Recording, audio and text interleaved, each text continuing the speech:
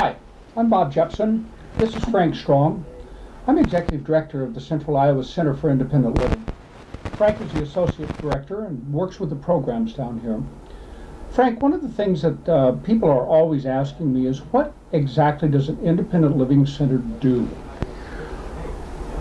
Bob, what a Center for Independent Living does is we are a non-residential program. We're a private nonprofit corporation. We get grant funding to provide services that help people with disabilities live independently. Okay, what types of things do you do to help them live independently? Well, we provide 4 core services, and those four core services are independent living skills training, advocacy and self-advocacy, peer support, and information and referral services. Okay, and people can just come in and get those? Yes, we're open from 8 until 4:30 each day, and after a person is determined eligible, then they are set up with a plan, if they choose to have a plan, and then we help them reach their independent living goals.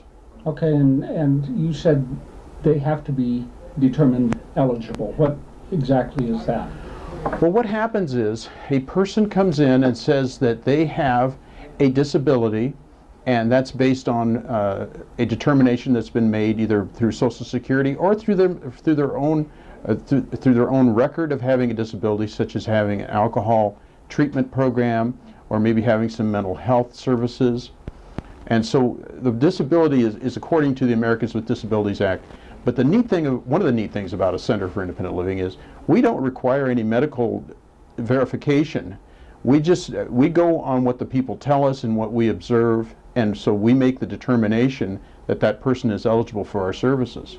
Okay, and that's a fantastic thing. I understand also that independent living centers are different in another way, and that is that the majority of people, both in the management of the center and also in the board of the center, have to be people with significant disabilities.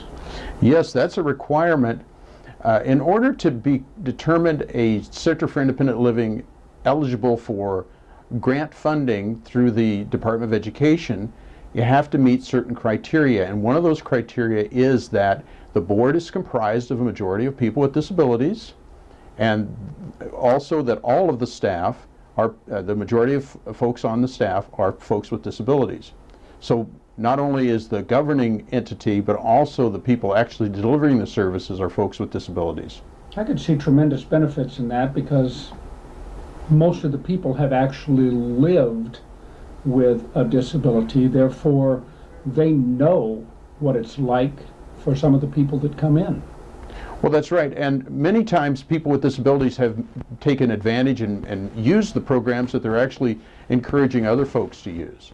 So they're familiar with such things as public transit, public housing, they're familiar with job placement programs, they're accustomed to the accommodations that they need as individuals as they've gone through school and through life, so they share, it's a natural peer support kind of thing. It is not something, disability is something you can learn from in a book or you can learn from a life experience, and the independent living movement is that we learn from the experience of actually having the disability. Got it. Hopefully that helps to explain a little bit about what an independent living center is. Thank you very much for that. Well, thank you.